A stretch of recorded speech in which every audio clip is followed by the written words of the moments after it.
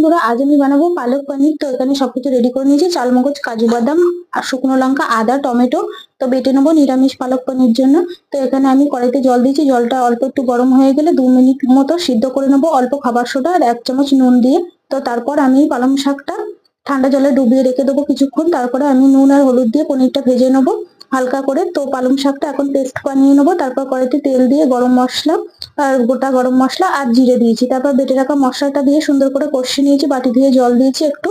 তারপরে 1 চামচ জিরে গুঁড়ো, ধনে গুঁড়ো দিয়ে ভালো করে আবারও কষিয়ে নিয়েছি। তো কষানো হয়ে গেলে দিয়ে দেবো এখানে বেটে রাখা পালং শাকটা আর দিয়েছি 1 চামচ কালার লঙ্কা, 1 চামচ চিনি। আর পালং শাকের মধ্যে 1/2 চামচ লেবুর রস দিয়েছি।